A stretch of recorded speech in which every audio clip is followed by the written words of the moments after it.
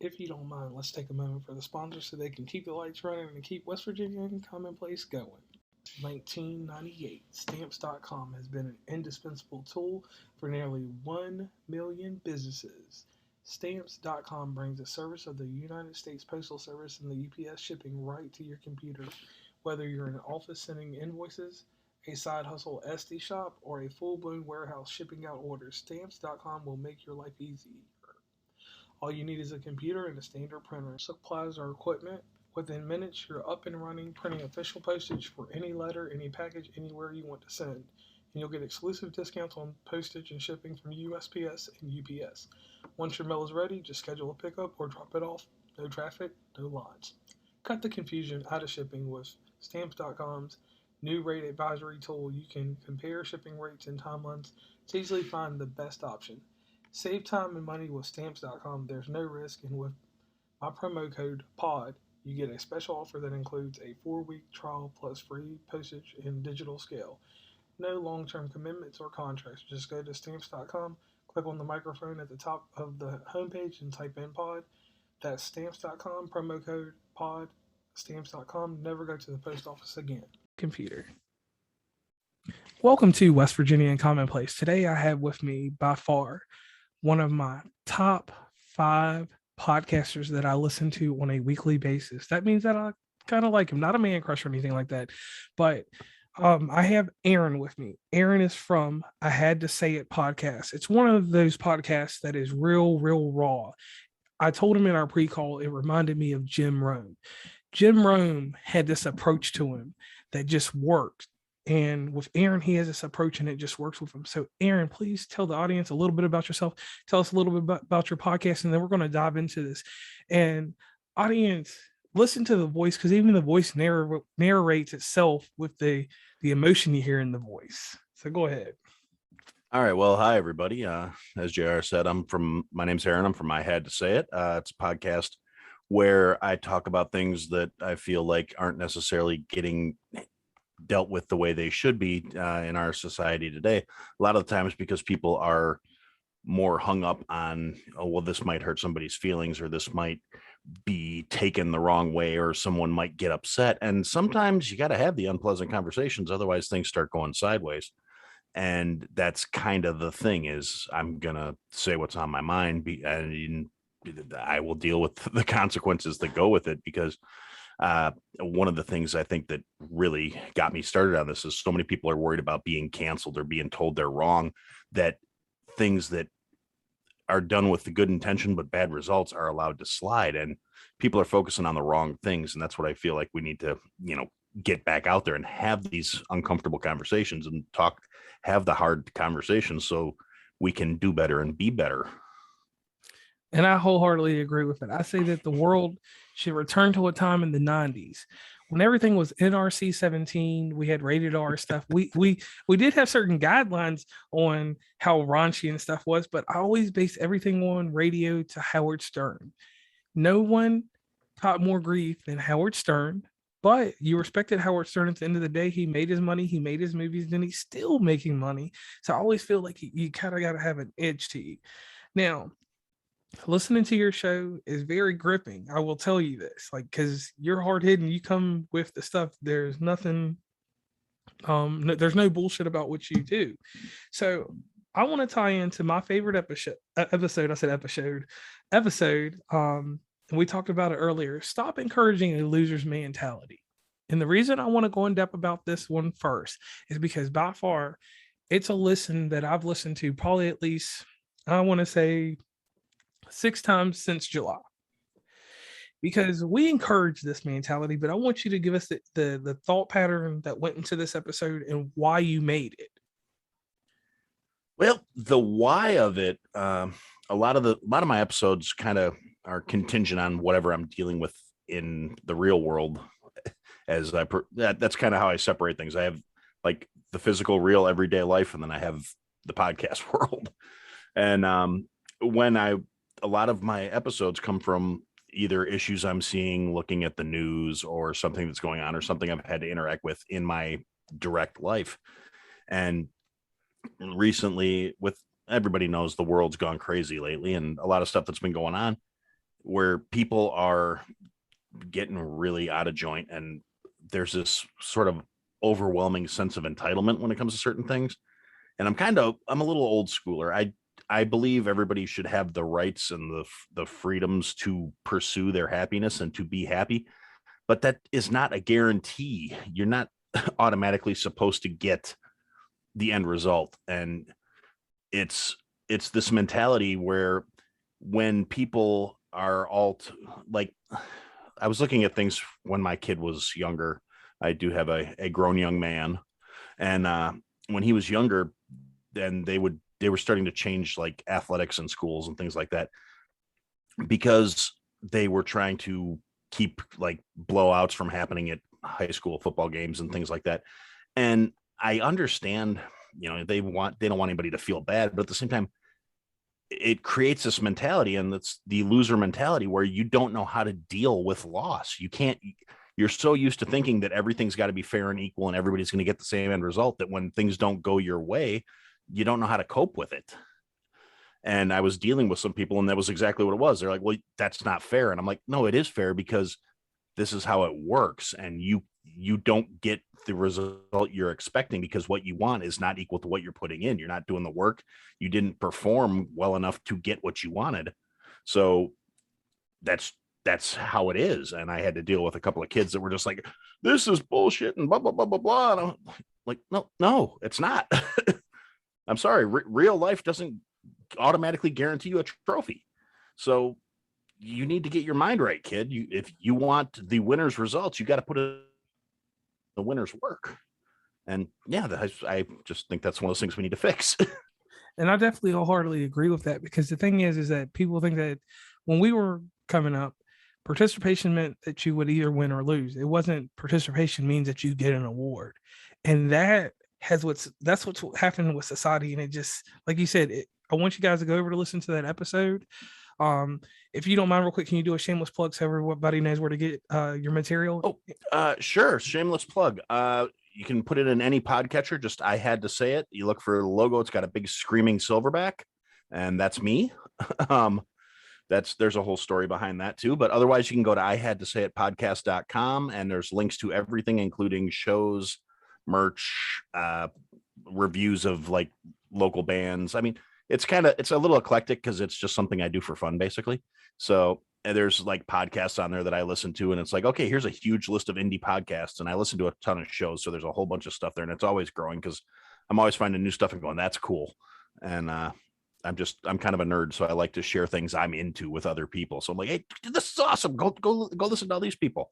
And yeah, so but it's also got links to every like podcaster out there and all that stuff. Not podcaster, but I mean pod players. And yeah. So. Okay, thank you definitely for that shameless plug. We always like to get that in there early on, because you know how listeners are. We have one that listens sometimes. He skips 5 minutes because he says that I talk nonsense for the first 5 minutes. So hopefully we got that in there past the 5 minute mark. Hopefully I don't have a timer one, so I'm not watching all that. But if we didn't, we'll get it in later.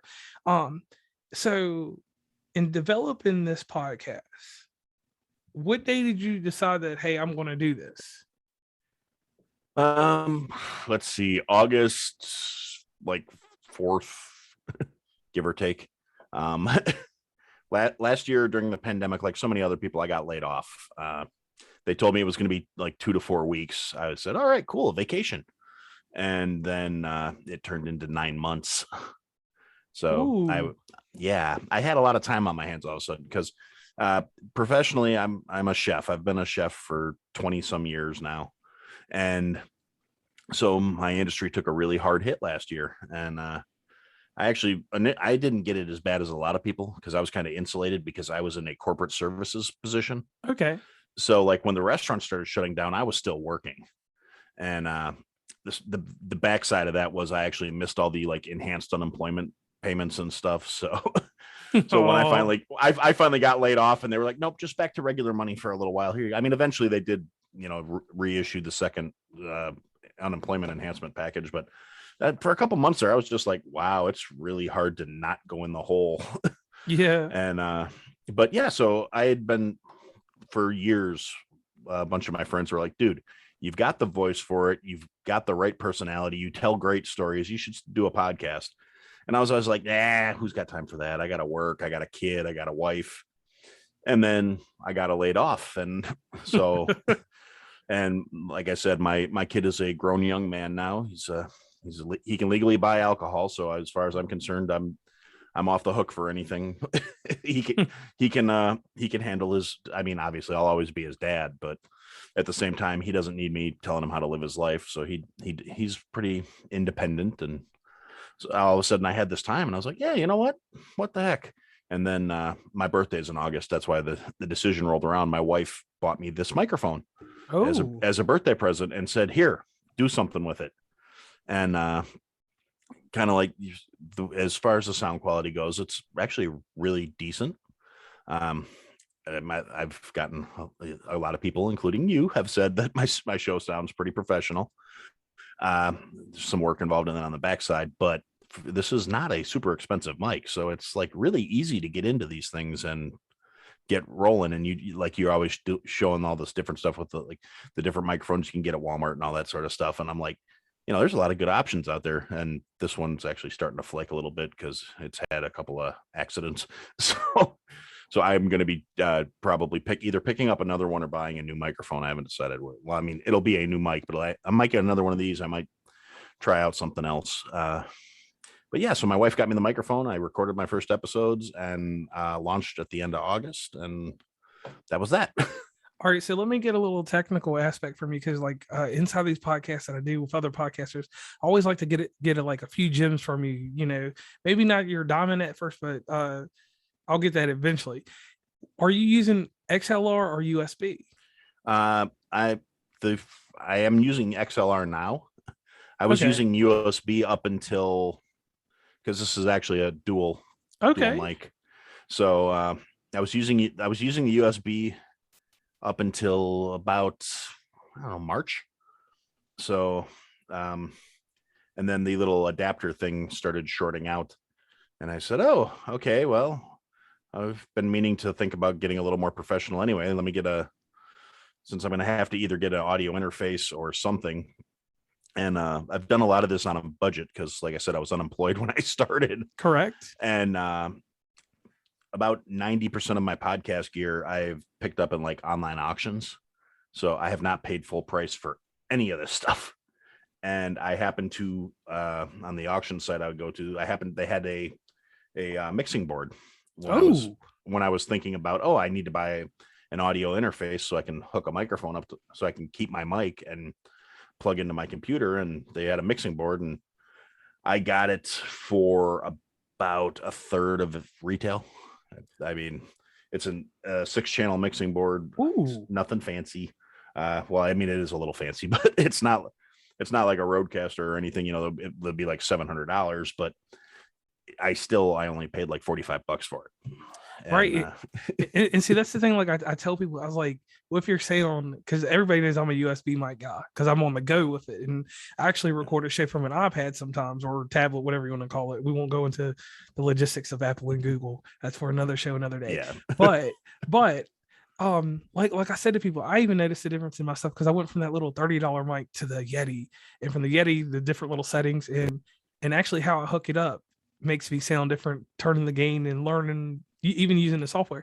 And I love what people do with the XLR because the XLR, no matter what, even if you aren't that proficient with it, you can make efficient sound. Yep. And the USB mic, you got to toggle a little bit, Yeah, it's definitely it's nice being able to play around with a little stuff pre-recording. But I mean, I don't have like the levels all because this thing has an EQ and everything else in there. I could completely change what I sound like if I really wanted to mess around with it. But instead, I've got everything pretty much. This is what I sound like. This is, neutral, flat. I don't have any, like, this is the amount of bass that's in my voice. That's just how I sound. You have the natural voice. You could go do voiceovers for something. You could do the theme song for my show if I ever needed a theme song, just because, and you could just do it in spoken word. Now, to give a little bit more to podcasters, and guys, let me give you guys a quick warning on this. Normally, I do what you would call a podcast collide episode.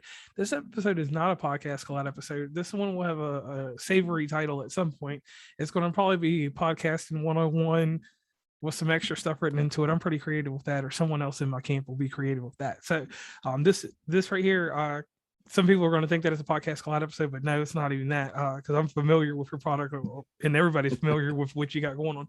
Now let's talk about you, for instance, in the society of independent podcasting. You are a supporter of quite a bunch of people, but it's one person in particular. These guys, they design stickers. They do graphic designs.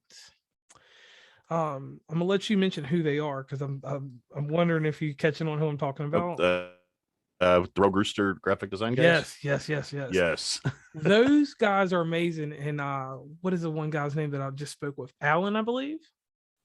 Well, their persona names. Oh yeah, Bob I'm and sorry. Gobs. Yeah, Bob and Gobs. No, yeah, but Gobs is the guy who does all the graphic design stuff for them, and they have their whole media group that they're doing, and I admire them. They're good guys. We just wound up kind of chit chatting one day online, because I when I was first getting into this, I did a lot of time on different platforms, was Instagram and Twitter, and I just got TikTok, but that's a whole nother. There's nothing there. If you look for my name on that, there's just like videos posted zip, because I have a face for radio. So, but I wound up coming across one of their episodes on YouTube somehow, and I was just like, I was in tears. They were doing this like drinking game kind of setup, and I was cracking up, and I just kind of reached out to them. I was like, hey guys, just wanted to let you know I like your show, and awesome. And we started going back and forth and kind of built a rapport. And then I came in and did an episode of their show, and I'm like, hey, if you guys want to, ever want to throw another guy on the roster for Rogue Rooster, I'm in. And they were like, oh, definitely. And then, like I said, they're branching out, and now they're starting to do all the stickers and the graphic design stuff. And I just got some stickers from them, and they're cool. They're good quality. And it's somebody that I actually kind of know now. And I want to support them. So when I get my little swag that I send out to people, I'm going to be like, hey dudes, just invoice me. Let me know what I need. And I'm gonna tell you the cool thing about that, because of the interaction with you and them. Now, I'm the type of person, like, if I check something on Instagram, I turn off my notifications for everything. So I just look through certain stories, and Instagram knows me well enough to populate the right people for me to see. I don't have to scroll very far. Yeah. So you actually introduced me to them informally by having them in your stories, because I started looking at, and I was like, I have 17 different series inside my show, like the behind the scenes stuff and like that. And I noticed their stickers, and I noticed what was going on there. So I reached out to them, and in the future we have an episode scheduled because of you, just doing that little bit in the business of just sharing their stuff. And you shared it a few times, and I looked at it, and at first I was like, okay, I don't know what's going on here. You shared it some more. And the crazy thing about the independent podcast industry as a whole, with Instagram, everybody follows everybody, but everybody doesn't talk to everybody. Yeah, I mean, I try to be good about talking to people, but on the other hand, I'm also working again. So it's like, no, I do when I can. Right, and that's you're very right. Sorry.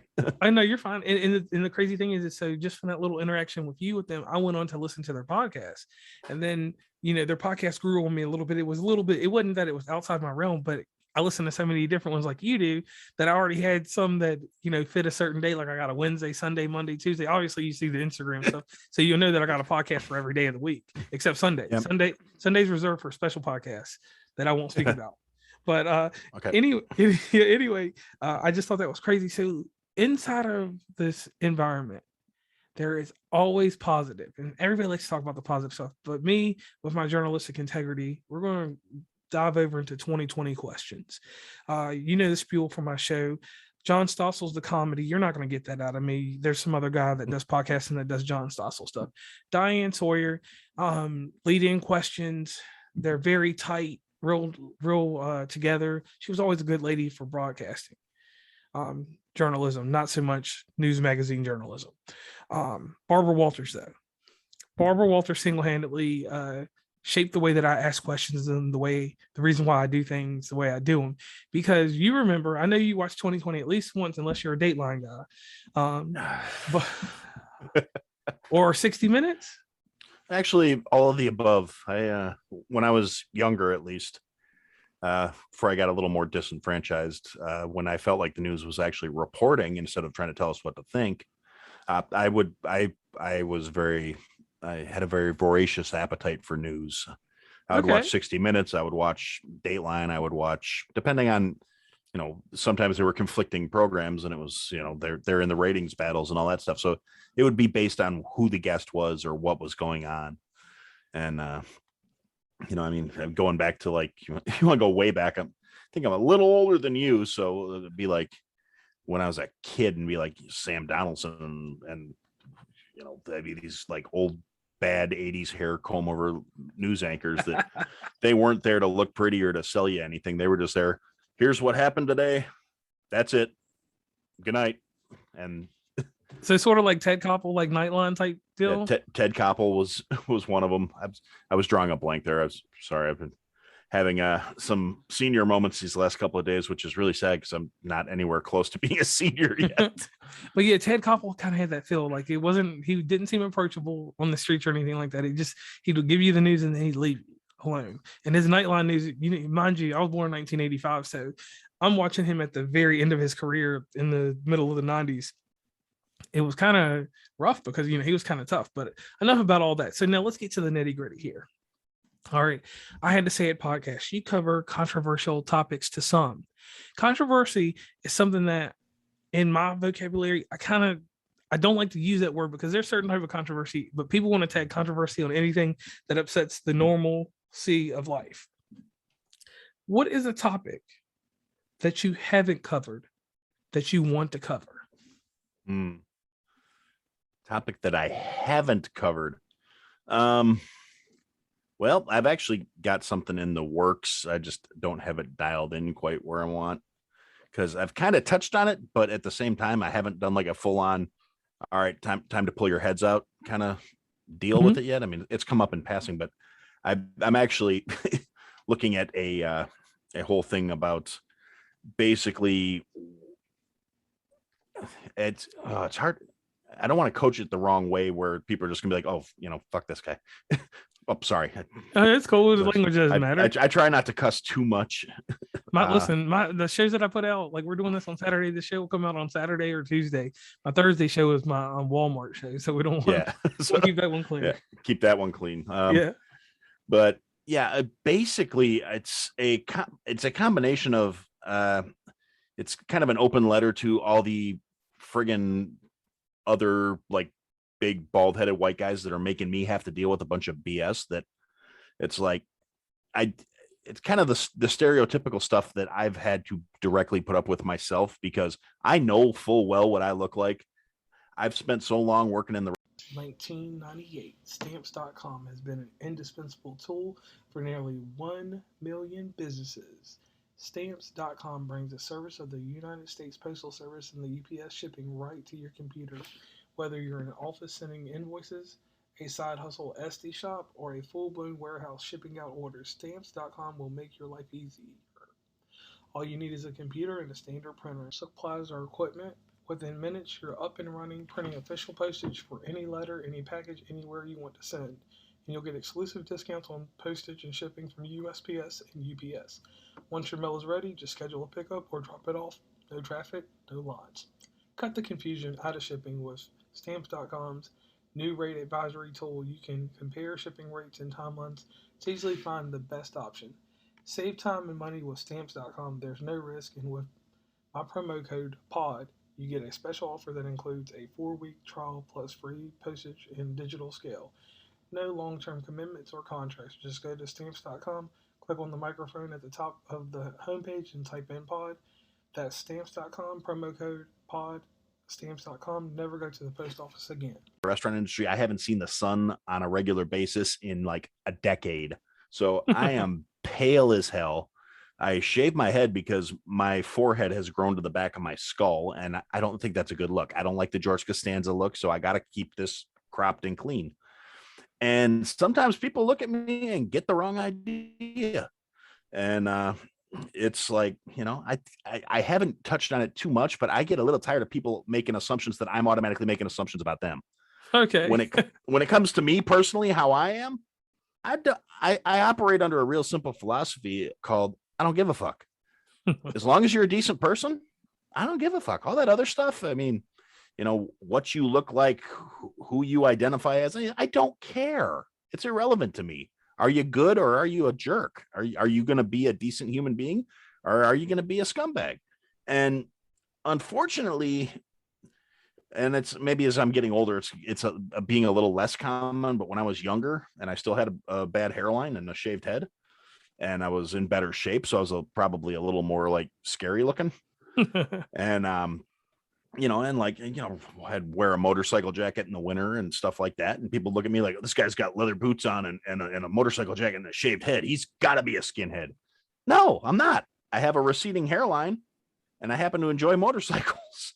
That means you wear boots and a jacket.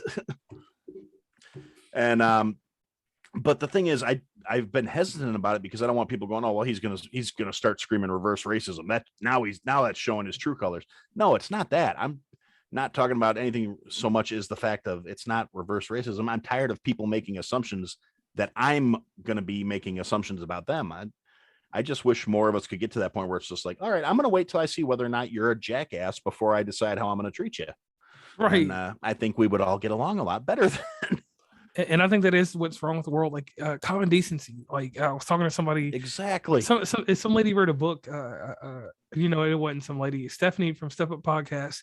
She wrote a book about common decency for children because they teach children all these parables and everything else. But common decency is not something you're taught. You're taught to just be nice to somebody if they're mean to you. Look the other way. They don't talk about the nitty gritty when you try to look the other way, but someone does something bad to you and you got to choose to either use common decency. So I told her one thing on that when I did put that episode out. People will deeply appreciate that. And I do think they will appreciate what you're going to do in this other episode. And I thank you for giving us a preview of it before it comes out. I'll definitely have to put this podcast out earlier than expected so that it kind of foreshadows it. It's going to be a couple weeks at least. So, oh yeah. So we'll definitely get it out at some point there. So let's go on into these tougher questions. Okay. You've been podcasting. You've seen the ups and downs of podcasting because you're considered one of the better podcasting experiences, listening, and overall with how you carry yourself inside of this business. What has been an utter disappointment to you? And I'm gonna put some filler in here before you say anything. And I'm gonna tell you what my utter disappointment is in this. And this is not targeted to any podcaster or anything, but this is the one thing.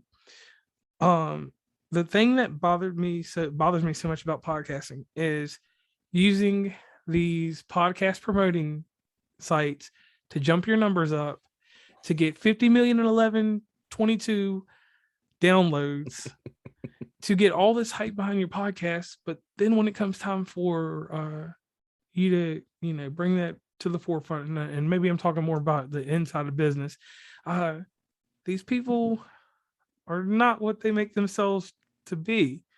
And some people are authentic like you, because like from hearing your podcast to actually talking to you, you can tell there's some authenticity in you. You might have some bravado or different persona a little bit, but hopefully not. But most people, it's like a Dr. Jekyll and Mr. Hyde type deal. And that's the only thing I hate about podcasting, because those people, I don't cancel anybody because I'm the type of person that I don't believe in that terminology. I'm from the old school. I'm from the 80s going into the 90s. And one thing, even though I'm not that big of a fan of Kanye West anymore, he made something that I'm always going to keep with me. If I can't have something fruitful in that sense with someone business-wise, and if I can't as a friend or as a colleague be cool with you or anything, I'm going to put you in my memories museum. And you can sit on one of those shelves in there, just like back here. And you can stay there, and I'm not going to bother with you. I might look at time to time because that's what you do in a museum, but you don't touch things and you don't acknowledge its presence. You just keep moving. So that's how I treat these certain people, because I'm like, okay, this is fine. You're doing what you're doing, but I'm not here to politic. We're not here to do high school in this independent scene that we're in. But at our tier of independent podcast, for some reason, people really try to treat it like it's high school. And I'm just like, ugh. Yeah, I'm totally with you on that one. I've had a couple of people where it's like, yeah, okay, I'm 40 friggin' years old. I don't really need to deal with this crap because I graduated back in 97. Thank you. And yeah, no, I don't need drama. I don't, if you're going to, like I say, it kind of goes back to the whole, if you're going to be decent to me, I'm going to be decent to you. But if you're going to be decent to me and then you all of a sudden want to start sending me private messages and all this stuff, oh, well, you know, so-and-so is a piece of shit and blah, blah, blah, blah, blah. Oh, okay. I mean, you still haven't done anything directly to me, so I'm not coming after you, but I am going to, you know, put you at arm's length and say, look, because if you're coming to me talking bad about somebody, I tend to think you're probably going to somebody else and running your mouth about me at the same time. And I don't play that either. I'm not on board with that. And it's happened a couple of times where I was turned out to be very disappointed. I'm like, you know, I expected better from you. From your interactions with me, from listening to your show, I thought you were, you know, pretty playing square and standing up straight. But now you want me to try and come with you to try and get some other show canceled. And you think I've got all this weight to throw behind your argument. And I'm not in this. I'm sorry. And yeah, I mean, and as far as you've referenced Kanye, I've actually done this a couple of times in a couple of my posts where I've got my little future celebrity beefs board, and he's on that list. Oh, I know. I seen him on there. But it's there's a very good reason behind that. That's just because I got to stay true to me. And about, I don't know, 10 years ago or so, when he really started going, I mean, I love Kanye. I'm not going to say I don't. It's not like I think he needs any particular amount of grief being given to him, but for a little while there, when he was just everywhere, just saying some of the dumbest shit, I was like, bro, you're making the entire Midwest look bad. Right, because he was a crown jewel of the Midwest. We were all pointing like, look, that's our guy, South Side. Woo. And then next thing you know, it's like, dude, you're embarrassing us. Why are you wearing a burlap sack? Yeah, exactly. Like, dude, why do you look like you blew up a homeless guy and sewed him back together as an outfit? and yeah, so I was just kind of like, bro, if I ever get famous, and I used to say this when I was like hanging out with my guys, and you know, we were in our mid to late 20s, you know, hanging around, drinking, having a good time, whatever, being stupid. I'd be like, man, I tell you, if I ever get famous, I'm gonna start so much shit with Kanye. And so now he's on the board just because I said it, and I'm not gonna. I said it, and if I ever blow up, I'm gonna do it. And he's probably gonna just be like, "You're nothing," and I'm like, "You're not wrong, but beef." And then you know, and hopefully he's got a sense of humor about it, just in case I ever do actually blow up and I start, you know, running my mouth a little bit, and then he doesn't, you know, try and have me just canceled or whatever. I mean, like Kanye legions go forth. And does he own Spotify? I don't. I think he's on Spotify. No. Does he own it, or didn't he buy it? Or was that a joke? I don't know.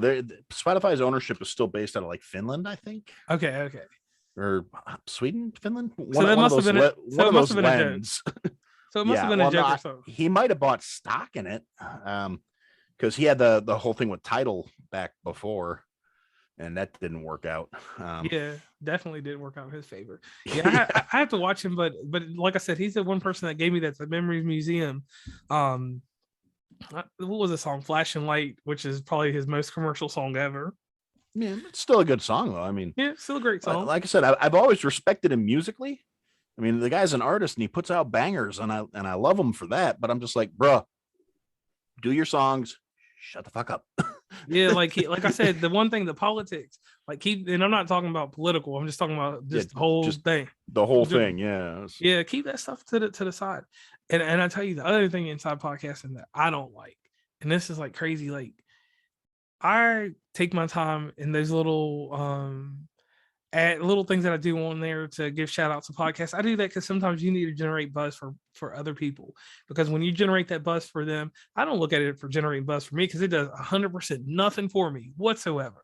I might actually lose some listeners behind some of the people that I put up on there, to be honest. But I like to do it because I know that I have a marketing mind when it comes to how I do things when I place them. And I had one podcast get upset because I forgot them.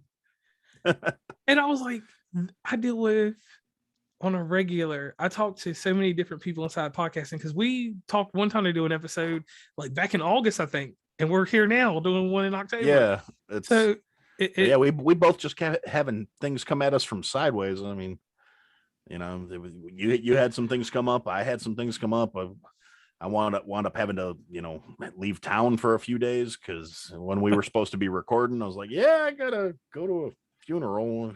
Sorry. Yeah. And then I have a mom and all that other stuff. So yeah. So the thing is like I always tell people I do it just because I know that I would want someone to put that kind of promotion behind me if I wasn't the promotion arm. So I do it out of fun, and it literally comes from when I have a chance to listen to podcasts. The reason I'm putting this in here is because a lot of people don't know this. Just like with your podcast, in the early inceptions of my podcast, people would talk about your podcast, and they would misquote it and say, "I just had to say it."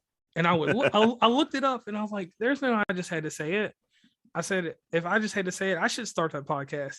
And then once I finally started to hear it and I heard all the rawness, like I'm not going to do the fanboy thing every 5 minutes or so in this episode, but I want to be like, I was in a trance, and like every time you hear it, you definitely have to go with it. I had to hush. What was the last one that I listened to? I have not been able, I didn't take time yet to listen to Iceman, which I'm going to do part 1 and part 2. I'm going to do that when I'm, got some free time tomorrow. So when you got some time, yeah.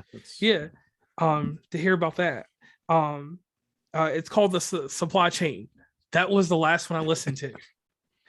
And I'm just like, wow. I'm like, you hit every, like you know pop culture and what's going on right then and there. I figure at some point you're going to end up doing an episode about these red flags that everybody's talking about and all this crazy trendy. That one, yeah. Yeah, I figured I knew that one was coming out, but now it's time to get to the Barbara Walters question because we've done all the other ones. We've had time to get familiar with you, give you one of these little welcome baskets and show you where your hotel room is for the night. But here it goes. You're out here making episodes. You hear contemporaries. That's the best way I'm going to put this. And we both know that we all have contemporaries because I got a guy out here that I actually think his show's better than mine, and I listen to him and he does the same type of Q&A type things. I'm not saying he's flashier than me on marketing. I'm not gonna say that about anybody about that. But I will say this, like he has a polish to his show. So he's one of my contemporaries. Have I worked with him yet? Not yet, because I'm not trying to be tough or anything, but I'm trying to wait till it's the right time. Just like with this episode we're doing here, when things align right, we'll do it. I'm not gonna just go out of my way because he's doing his thing, whatever. Have you at any point met or talked to any of your contemporaries or anyone that you consider one? That's kind of the funny thing about it. This is going to kind of sound weird, particularly if anybody that actually has heard me talk on these shows. I actually have this huge hang up where it's like, I've joked about it a few times where I'm like, yeah, it's kind of funny. I got, 55 downloads on this episode. I didn't know my mom had the time to set up 57 accounts. And so in the back of my mind, I keep thinking like, I listen to all these different programs and I'm like, these guys are great. This guy's great. That guy's great. This lady's great. That girl's great. All these people are doing so much research. They're putting in all this work. And I'm like, I keep having this issue where I'm just like, I'm not even on this level. And so I basically fanboy so much with all these other shows where I'm just like, oh boy, and so it's not that I don't necessarily think anybody's like in my wheelhouse or I don't have any contemporaries. It's more like I don't feel like I'm on the same level as 98% of these people. And it's funny to me because I talk to people and like, dude, I heard this and I heard that. And I'm like, oh my God, somebody listened. Oh, I'd be like, when I've talked to you and you're like, oh, this was good. And I'm like, oh my God. So realistically, I still like geek out over that stuff. I still fanboy myself to the extent where I'm less like, oh wow, I love your show and you listen to mine. Holy crap, that's great. And but realistically, I mean, I listen to so many shows, and when it comes to when I find things that I think are kind of similar to mine in a very real way, a lot of times I wind up catching myself being a little disappointed because it'll start out cool and they'll be like, okay, here's how we feel about this. And it'll be kind of ranty or, just trying to bring some facts. And then all of a sudden it'll sound like they hit some point and it's just like, okay, this is very much like, I don't like, not a selling out point, but it's more like this statement you just made right here so much makes me, and I don't want to call out any names or anything, but it's happened with a couple of different shows where I was just like, okay, this right here just tells me everything I've heard up to this point was a front, because if you legit believe this, it goes against everything else you said. And I've been kind of accused of that a couple of times myself. Where like, well, how can you feel this, but you just said that? And I'm like, because you're taking this out of context. It all strings together, because it all boils back down to that whole core belief I have of, like I said, I don't give a fuck. I believe in judging people on how they treat each other, how they treat me, and that's it.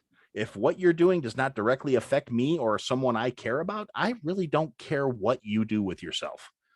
And so every other tangent and rant and tear I have on ties into that simple fact of I have a lot of issues with people in general, but by and large, it's because they're trying to impose their shit on other people. And that's where it comes in, where people are like, well, you're saying people should believe what you're saying. I said, yeah, but the thing is, that's because what I'm saying is you should be leaving everybody else the hell alone. I mean, as long as you're living within this set of guidelines and not being a shitty person, you should be able to do you and go for your best life and be happy. And then I kind of, like I said, I found a couple of shows where they're like, they have episodes where, oh yeah, everybody should be doing this and everybody should be doing that. And then all of a sudden it's come like, you're a prick if you do X, Y, and Z. Well, none of that would directly affect your life if I decided to make any of those decisions. So what business is that of yours? Damn it. I mean, like I said, I've touched on some uncomfortable topics, and I'm sure I'll do it again somewhere down the line as rants go off. And I brought up, everything from, age and sex and gender and racial issues when things were going on, because let's face it, that's the kind of shit that happens in this world, because people are stuck on a mentality of, years ago when I was a kid, I heard Henry Rollins said something, and one of his little spoken word deals when I was early 20s, late teens, somewhere in there. And I heard it, and it's always stuck with me. And when it comes to dealing with like racial tension issues and things like that, and I have no patience. That's one of those things where, yeah, that's a hill I will die on. Yeah. I don't have any patience for racist motherfuckers, because I get blamed for a lot of shit because of these guys. Because like I said, the bald head, pale ass thing. Right. And B, this is what Henry Rollins said. He said, racism is a curb that's that high. It's if you can't get over something that little, you're blaming somebody for something they have no control over because of the color of their skin, who their parents were, where they were born, something, any of that stuff that someone has no control over. You really got no business being mad at them for. It's stupid. It's entry level. It's a waste of perfectly good hatred, because there are good reasons to hate people. There really are. Right. And wasting it on something that somebody has no say in the matter on is so dumb. So that's, yeah. And I wholeheartily agree with that. One thing that I always say with the race relations, because that's a topic that we don't talk about in podcasting. We had this Podcastagram awards thing, right? And they category podcasts in a nice, clear way of suburban and urban podcasts. And I always clear the term, because everyone says that I'm the USB between black and white, and I won't sit there and deny that or say anything wrong with it. They say that I'm the pop culture podcast inside of black podcasting, and I'm like, no, I'm not part of black podcasting or any. I'm a clear podcast. Just podcasting. I'm just podcasting, and when I talk to people about it and they understand, they listen to the philosophy behind it, they're like, yeah, it makes sense. I said, like, yeah, we can go with the narrative of suburban and urban podcasts because some areas are suburban. I live in West Virginia. I am from the suburbs of Virginia. I'm from where, there were cows. I'm from the cows mountains. Virginia has different layouts. We have swampland. We have everything there. So I'm from an area where everybody was integrated. Every option that anyone was given was based on the education you went for or the career path you decided to put yourself on. So you were awarded your lifestyle by how hard the work that you put into your life. If you didn't work that hard in life, you didn't get things. And another narrative that gets me, like with the whole racism thing, and this is not something I talk about a lot, is this one thing. And I even found this like inside that awards or that little tournament that was going on. People were saying that because the podcast was based on a race or something like this or a certain topic, things that are stereotypical, the people that were making these arguments were using the stereotypes to make themselves look negative. And I always tell people this, and this is one thing that's amazing. If you put certain adjectives in front of your podcast, you segregate your podcast. If my podcast is a society and culture podcast, that puts me everywhere. So I'm society and culture. You don't know what my podcast is about. You just know he's doing something in society. It's something about culture. If I put true crime in front of my podcast, well, I've segregated my podcast to true crime, which I do love true crime. I do have one called Undetermined. If you get a chance to listen to it, Dr. N is one of the best at true crime, and SS True Crime, Oklahoma side, homicide, whatever. Quite a few. Oklahoma side. Yeah. Yes. Oh, yes. Oh, my Lord. That's another good one. They do good stuff. Yeah. And something about that true crime drama, even though I tried to do one episode, I got some decent ratings with it, but I can't do it with all that music in the background. Yeah. But anyway, tying back into what we were talking about. Yeah, that whole racism thing, I just tell people throw that away because there's too many opportunities, and it's a waste of money too, because you can't put money behind it. You can't fuel it. Every time someone does, it fizzles out after a while, and people just forget about what happened, and it's just a memory on a blimp somewhere.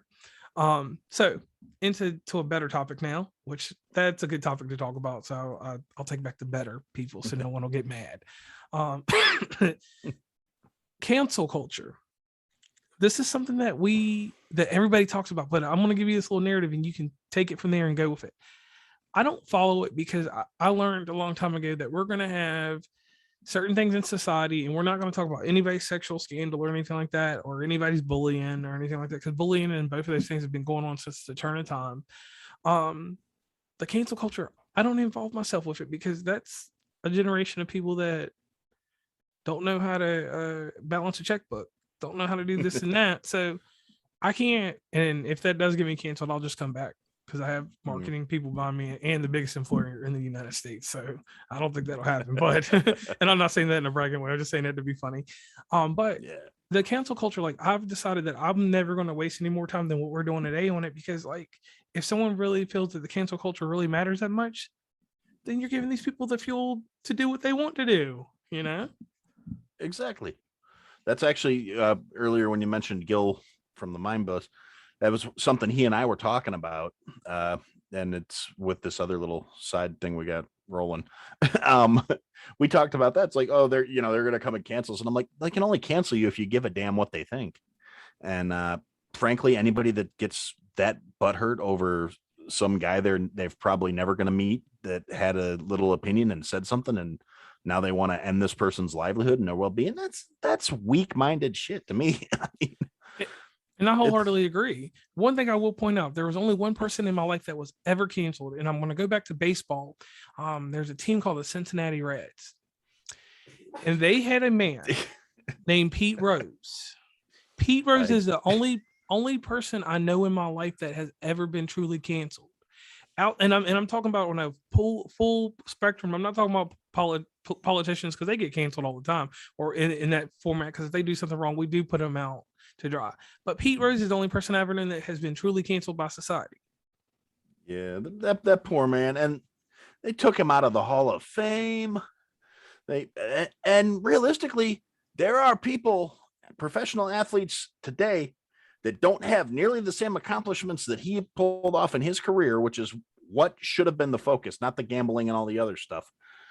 In his career, he pulled off some stuff. That's why he was in the Hall of Fame before they got busted for the gambling and the theoretically possibly fixing. I don't even know how much proof that actually ever wound up having. But anyway, Pete Rose got all that stuff taken away. And you've got people out there like professional athletes now that have like killed a guy and don't get canceled. Right. It's like, he didn't hurt anybody. What the hell? But I will say that in my lifetime, and I mean, I know there may be other people that are going to say certain professional wrestlers, or somebody's going to say Chris Benoit, but Chris Benoit wasn't canceled. He died, and what he did was very heinous. And I'll just leave it at that. But Pete Rose is the only person in my life I've known that truly got canceled. No one else. Like, I mean, he still lived on. I've seen him do a few things with the WWF back then, and I did say WWF because there is no WWE. And outside of that, what else did he really do after that? Nothing. He might have been on Hollywood Squares, but I don't remember. Yeah, I mean, that he went from being, a hot property to nothing. And you're right. That's brutal. I honestly, and I'm guilty of this too. I haven't even thought about Pete Rose in probably 15 years. Jeez. So we can really truly say that he was canceled, and there will be guys on West Virginia and Commonplace sometime next baseball season. There will be an episode about Pete Rose, just to let you guys know. I'm looking forward to it. Yeah, because I'll definitely go to Cincinnati and do something. Hopefully I can get some information on him. Now we come to near the end of the show. Everybody has someone behind them that builds them up. I hate that our culture says that we can't have codependency on someone to help us, because I have a nice, lovely co-host that comes on once in a blue moon and gives me good ratings and then disappears because she gets bad at me. Yes, sir. Bet the house. We are the most happiness podcast, the most grindingest podcast, the most hardworkingest podcast. Come tap in with us every Friday, brand new episodes on all platforms. So if you want that real, you want that funny, you want that authentic, this is the place to get it. We lit, we have fun, we party, but we always keep it real. We always keep it up, we always never let you down. Tap into us, Bet the House, always betthehouse.com. Let's go. Unapologetic and we stand on that. We make you think, we make you laugh out loud. The realest place on the internet, hands down. We give it to you straight, nothing here is watered down. The best show in town, and you can bet the house. Yes, you can bet the house. Yes, you can bet the house. We give it to you straight, nothing here is watered down. The best show in town, and you can bet the house. So Stacy is my is what I'm codependent on to get these shows out. She gives me certain narratives on, and I use the word narrative way too much. She gives me certain orders. That's what I'll say, and how to do certain things, and it works out. And I do what I do, and I just keep quiet. So who is behind the magic, Aaron? Besides you, there's people or a person. Well, I've got a very supportive wife that puts up with a lot of BS just being married to me. And like I said, she bought me my microphone. She was like, I'm tired of you hemming and hawing about it. Happy birthday. Here you go. Now go do it. Go sit down and start talking. Even if it doesn't work out and nobody ever listens to it, and you're right, and it's just your mom downloading the episode 37 times a week. Just go do it. Go start. And I did, and I started rolling with it. And every time I, bring home some new piece of equipment or something that, even the stuff I have that I'm not actually using. Go. I mean, I'm terrible for that. I've gotten to the point where, because there was a little like micro boom of podcasts, because if you look at the numbers, there's something like almost million podcasts right now, but out of that million, something like 80% of them are inactive, or they fail after like 7 episodes, and it was kind of a thing for a little while. So I've been known to go to like garage sales, and I and this is not a new thing either. It's just now that it's focused on podcasting, it's a new thing for podcasting. But it used to be like kitchen gadgets. I am the only person I know that has like 7 coffee grinders. because I would go to yard sales and be like, "Holy cow, that's a nice one. $1, sure." And part of that's being a chef too, because I use them for like grinding spices and stuff, not just coffee. And the ones I use for spices, you don't want to put coffee in because then your coffee is going to taste weird. And the ones I use for coffee, I don't want to put in because then your spices come out wrong. But so there's a reason behind it. There's logic, but she puts up with the fact that I have like a whole shelf full of crap in the storeroom that's not really necessary. And I do this. I have like a couple of different USB mics that I just thought looked cool, and I saw like I got them in a garage sale for like $5, and I'm like, oh, this is cool. And then I, just to make sure, I would Google it and be like, oh, that's like $110 retail. Yeah, $5. Here you go, done. So I have this shelf in my little recording room here that is just full of all this random crap. I'm like, I have a green screen backdrop, but I don't do video. There's no reason for me to have a green screen, but I got one. And she has yet to be just like, you're an idiot. So she humors me, and she's actually even like encouraging me to build a full-on recording studio because she knows it'll make me happy and it'll help me go to that next level if I decide to do that. And so she even went to our village zoning department and found out if I would be able, because I was looking at, because she loves those like house renovation programs, flip this house and all that stuff. So she comes to me with this idea like, hey, did you ever think about getting a shipping container? I'm like, well, briefly, but I wasn't, not for like recording. I was just going to get one to store all our crap in, because we do have a pretty good size piece of property for our area. We have about an acre. So okay, not bad. I mean, it's not real. This used to be a rural area. It's not rural anymore. Like when I first moved here, we could go out in the backyard and hear crickets and see the stars. And now there's like neighbors and stuff, but yeah, so she went out and found out, how far away from the road it has to be, what zoning permits have to be filed and all this other stuff. I'm like, babe, I really don't have, $5,000 to put into building a studio right now. It's like, yeah, no, we're just thinking about it for the future. And I'm like, so she is that like extra supportive, she's there for me. She's got my back when I start. I've had a couple times where I started to like get that little pod fade everybody talks about, where I'm just like, I don't even really want to do this. And she's like, well, then, take a break and do something later. Something will piss you off and you'll have something to say. Just relax, And like I said, she's been very supportive in that respect.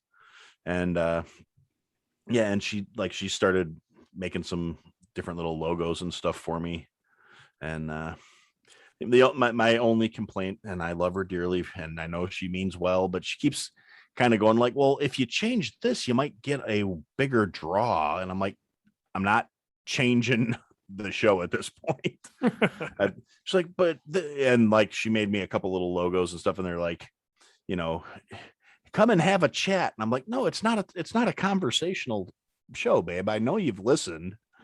And she's like, well, yeah, but when you do have guests and when you do interviews and stuff like that, she's like, it always goes well. I said, yeah, but come and have a chat makes it sound like it's a call-in show, and it's not. And maybe someday down the line, if this gets in the right ears and somebody says, hey, we should put this guy on the radio, let's offer him a contract, maybe. I mean, sure, would I automatically say no? No, of course not. Let's be real. I mean, that's what I do. I am real. If somebody comes to me with a big check and says, hey, Joe Rogan money, as much as I love my job, I'm gonna, hey guys, deuces.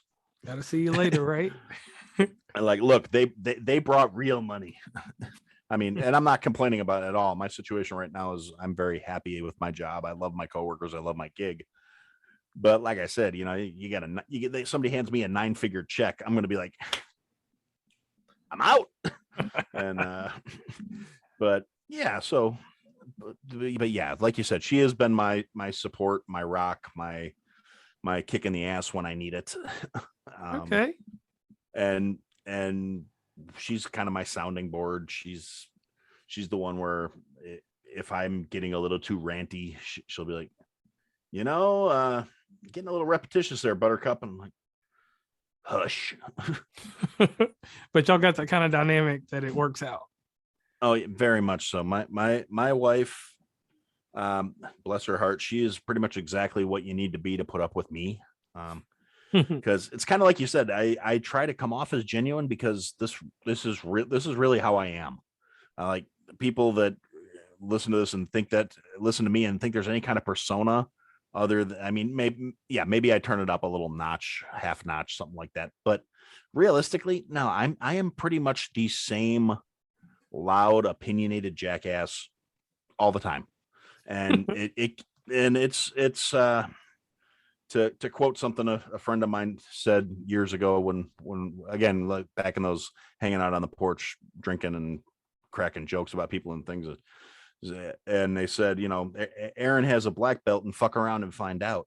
And that I get older and like I actually find myself getting a little more like, you know what, I got bail money. So, and I mean, not necessarily, I'm not saying like I'm going to go out there and try and bust somebody's head or anything, but at the same time, like if I'm at the grocery store and say, for example, some 19-year-old in mom and dad's car almost runs me over in the parking lot.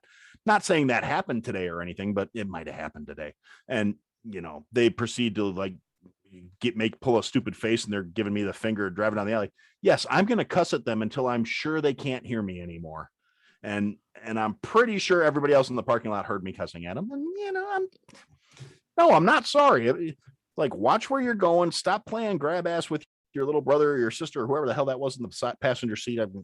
I didn't get a good look at him. Like I'm getting older. I don't necessarily have the quickest, like, oh yes, photo identity of who that was. No. But whoever happened to be in the passenger seat that they were screwing around with, because it's not like I was walking down the middle of the aisle in the parking lot. I was walking close to the cars. So theoretically, even if they would have missed me, there's a really good chance they were going to hit somebody's car in that parking lot. And I was just like, man, you dumb sons of bitches. I swear to God, get off my lawn. And just, yeah. That was a good story though. Well, yeah, but I mean, thank you. That's what I am. I mean, and pretty much on the off chance, if you ever hear my voice and you're out in the public somewhere and you happen to think, hey, is that you? Because it's a funny story. I actually did think I heard myself coming out of a kid's cell phone one time, in a parking lot.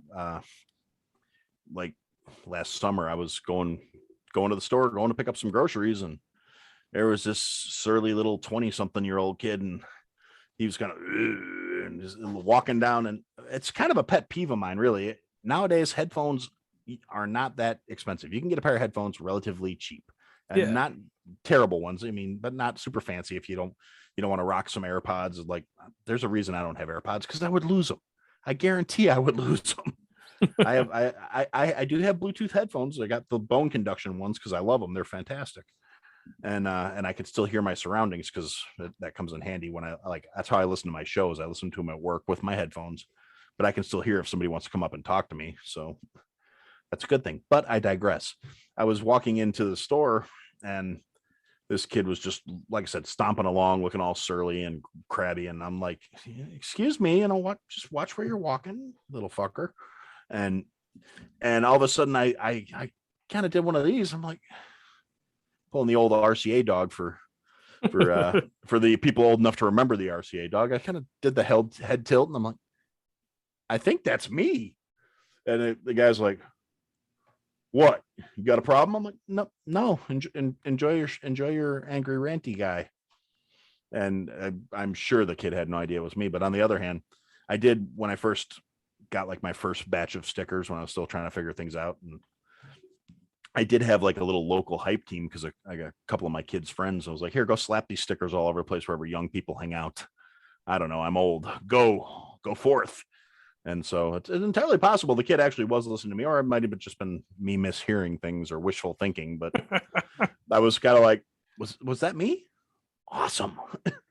And I was like, he fits the demographic where he could be hanging out in places where my kid and his friends hang out. So that kind of works. Maybe.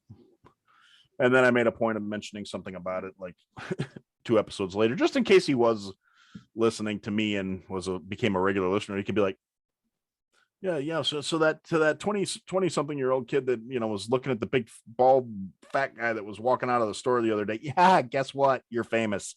And so who knows? But yeah. Yeah, so that's crazy that happened.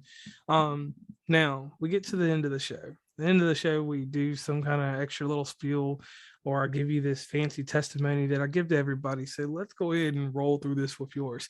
And the reason that I like this conversation we've had tonight, because this is Saturday night. I'm Eastern, you're Central.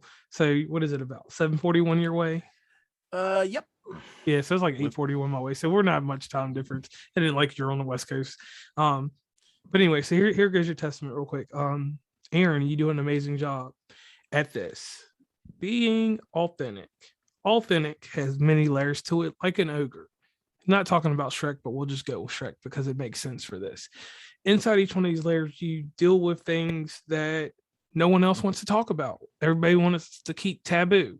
You decided a long time ago that taboo would leave your vocabulary and it will become part of your work. And that is what your work is. You deal with the taboo. You deal with the things that have stigmas, the things that people want to isolate or control in a certain manner to where it fits their needs. And you're like, no, we're not going to do this. Keep it real. Keep it real. Keep it real. It is so hard in this society that we live in today to not have a air of fakeness to you or a layer of fakeness to you. About like taking a cake and putting icing over it 3 or 4 times and then trying to hollow it out and put some ice cream in it. That's what society has become today.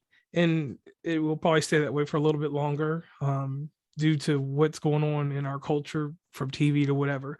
But you're trying to stop that. You're trying to get people to come back to a certain level of accountability that we had growing up. And when I'm talking about growing up, I'm going to stop at the year 2000 because after 1999, things in our life they turned different. They were never the same. When 999 hit in September, things changed when the Sega Dreamcast came out.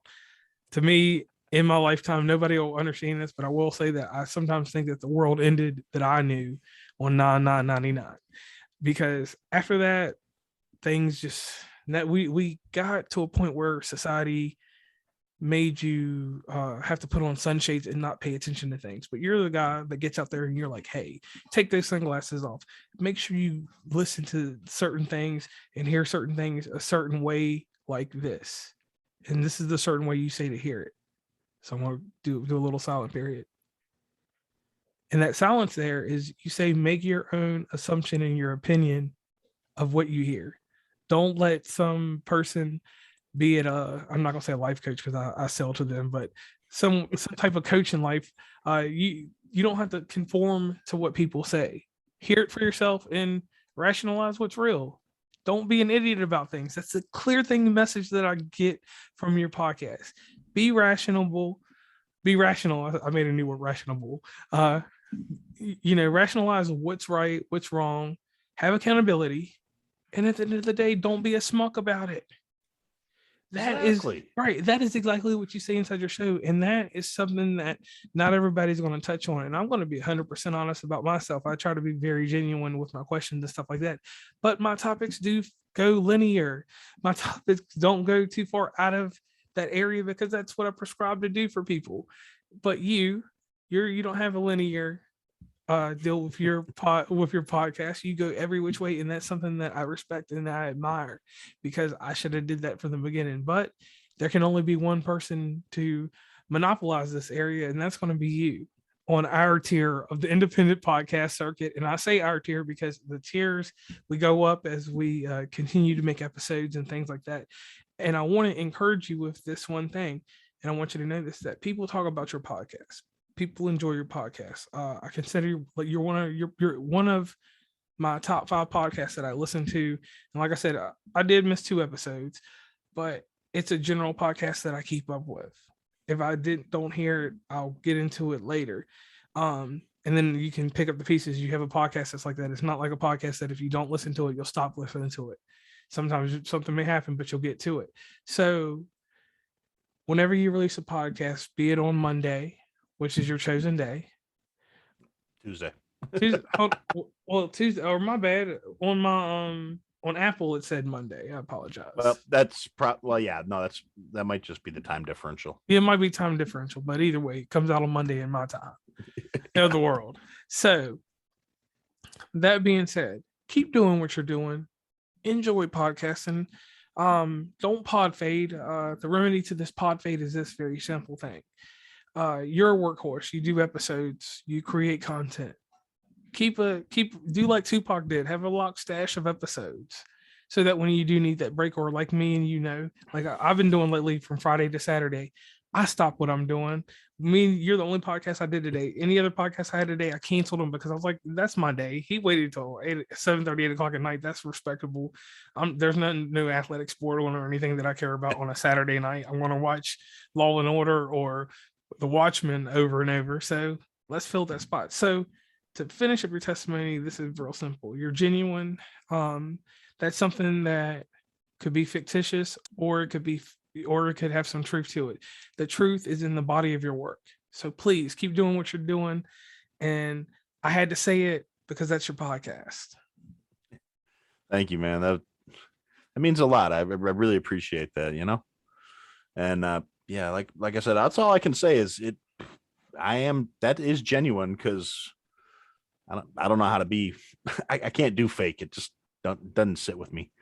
Like I said, what you hear is what you get. I mean, all right. And before we wrap up this episode will have a title. I think I'm going to title this episode Unfiltered, because this was probably one of my most candid conversations I've had. So we'll call this one Unfiltered, and I'll do a little mock-up, and we'll do some stuff with the Canva and all that extra stuff that I do, and I'll send it over to you, get your approval, and then we'll put this out. So one last time, please do the shameless plug. Tell everybody where they can meet and greet you, and also let them know about how they can get in direct contact with you in case they have questions about an episode. Okay. Well, again, like I said, I had to say it on all your podcatchers, or go to ihadtosayitpodcast.com. There's even a submission form there. There's a submission form. There's a phone number. There is email. There is all the social media. If you can't get a hold of me, it's really because you're not trying, because I put it all out there before I even had any episodes up. I was like, if I'm going to do this, I'm going to do it at least halfway right, or figure it out as I go. And so, yeah, it's all there. I had to say it podcast.com. Look for the big angry gorilla with a microphone. That's me. All right. So once again, I'm JR from West Virginia, Uncommonplace, joined by Aaron from I Had to Say It podcast, and we're signing out. And just remember one thing in the show notes, everyone knows this, that anybody that does an episode with me, I get them to write the show notes of whatever they want people to know about him. So whatever he says will be on all the other platforms. Definitely go over to Google Podcasts and check out the show notes that Aaron will be writing later for this. And that way you can get him some SEO started and going off those words, head over to his product, listen to what he has to say, and get him some more downloads, get some more impressions, and to interact with him, because it's a key thing inside of this. We do this for our listeners. We don't do this just for our health. So definitely look out for those show notes and look out for the show in the near future. Awesome.